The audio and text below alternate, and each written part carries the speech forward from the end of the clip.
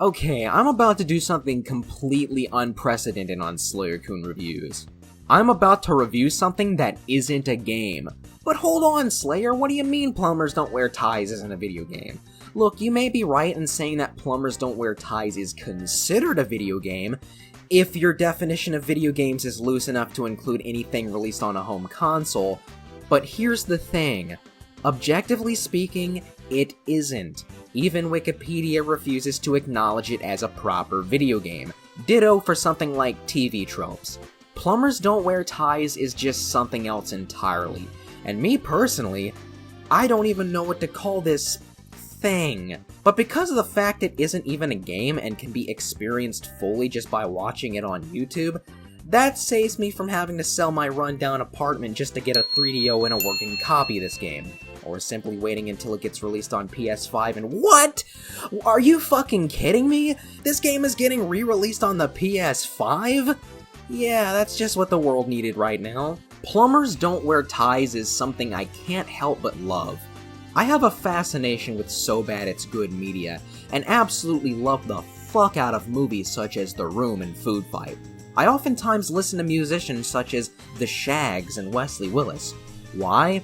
Because sometimes something is just the right kind of bad that it does a full circle and comes around back to being genuinely entertaining. The worst crime a game can commit is being functional, but absolutely boring. The same thing applies to movies. I would rather watch something that absolutely defies all logic in its existence than yet another boring, overproduced, lens flare abusing yawn fest. The same way I'd rather play Big Rigs than Austin Powers Pinball. Plumbers Don't Wear Ties may not be a game, but it has personality to it. It has an identity of its own, and plus, it's fucking hilarious.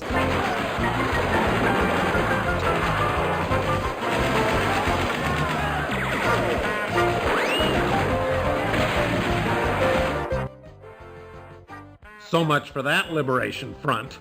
I'm back in control now. Who doesn't want to laugh their buns off while watching a visual novel? I must resist the urge to falsely label this thing a video game.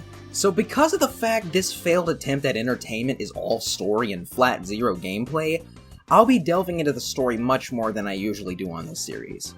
I know my gimmick is just skimming over the basics of the story and not spoiling anything for future players, but this is one game I can make an exception for. Look, I'm trying not to call this a game, but I can't think of anything else to call it, so apologies from here on out. This game starts off with an FMV sequence. A shitty FMV sequence, but an FMV sequence nonetheless. It's full motion video. That might give you the impression that this is a pseudo-movie, but yeah, just you wait. Yeah, sorry to all the producers of this trash heap, but I'm gay. Are you gay? Yes, that's what I said, Mom. It's not 1993 anymore, so get over it. However, this quickly transitions into our game's proper intro, which... what is this?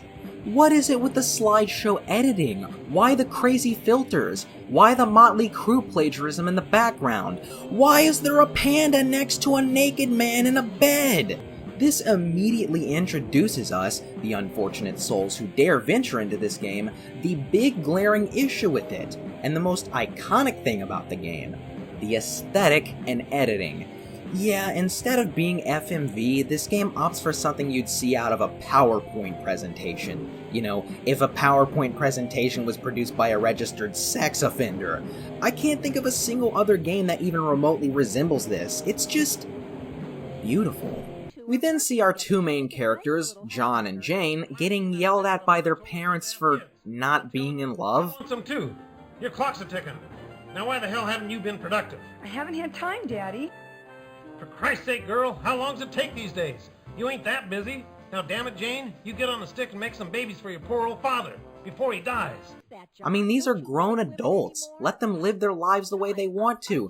These two folks are like in their late 20s from the looks of things. Get off their asses and let them do what they want to. And then it shows them butt naked in the shower. Why? I know by default it's censored with a nose, but why?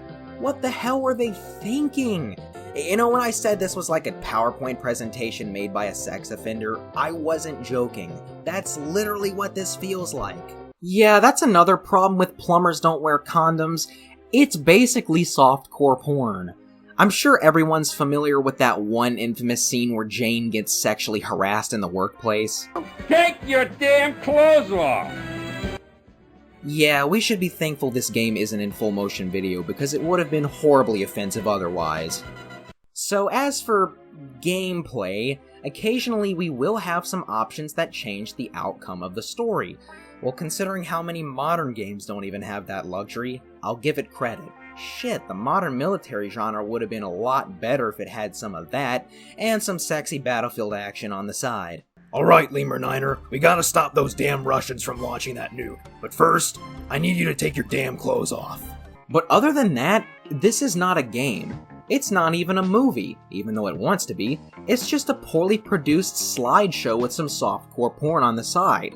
Oh yeah, I'm not done complaining about the production either. The audio is bad as well, with certain characters' dialogue being panned to either the left or right side of the stereo. You need children. I need grandchildren. I need my only child to bear fruit. Yeah, because that won't get annoying. At one point we hear dogs clapping, as AVGN viewers will all know by now. I think even doggos would hate this dung heap. This game's title card looks like it was made by a 5-year-old with some assistance from the kindergarten teacher, not to mention the childish sounding music playing only further adding to that feeling. Yet, I can't help but love all of these failures. It's trash, but it's a lovably unique kind of trash. And as you all know, us raccoons love our trash. Really think about this for a moment. What other cases are there of a slideshow being passed off as a game? I know of some bad FMV games on Steam. BMC Studios are a good example of that, with painfully unfunny skits being passed off as actual games. But at least that was an actual full-motion video. And no, comic book-esque cutscenes don't count as a slideshow to me. I mean, the slideshow editing really makes scenes where a character is beating up another really awkward. And we can't forget the upside-down chicken mask, because every game needs some wacky dude in a chicken mask. For as awful as this game is, I can't help but love the ridiculous editing style. I remember seeing a video years back titled Spies Don't Wear Ties, courtesy of Melee Mario 720, and it honestly makes me wish for more parodies of Plumbers Don't Wear Ties editing style. Shit, I might as well start incorporating it into my videos from here on out. It would really make me stand out from all the overly edited pretension that's bloating this site right now. Actually, no, let's not do that, please. But eventually, at the end of this travesty, you get the girl and everything is happily ever after, all aside from your sanity.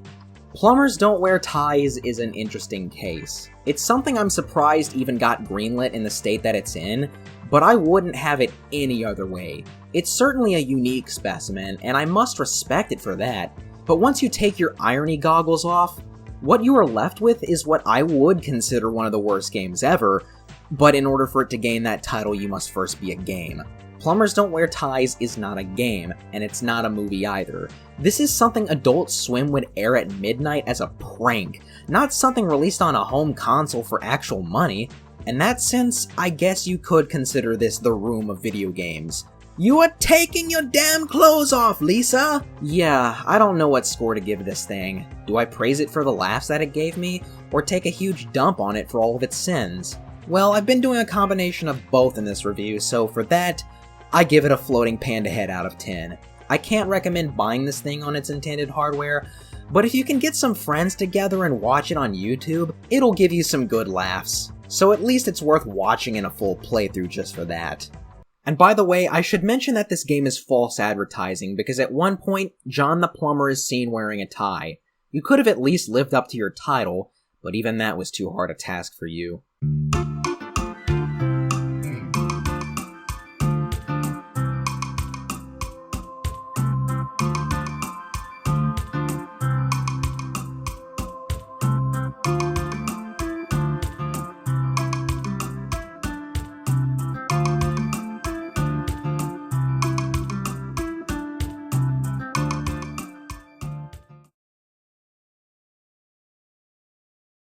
So apparently, according to TV tropes, The reason this game is a slideshow is due to fear of ESRB censorship, considering that the ESRB was created right around the same time this game was finishing development. So we can basically thank the ESRB for helping to finalize the most iconic element of this infamous title. Imagine an alternate reality where this game was in full motion video. That would really accentuate the more terrible elements of this game, such as the acting or sexually suggestive nature. So thank God we never got that version. It's amazing to think how much worse this game could have been if it was in full motion video.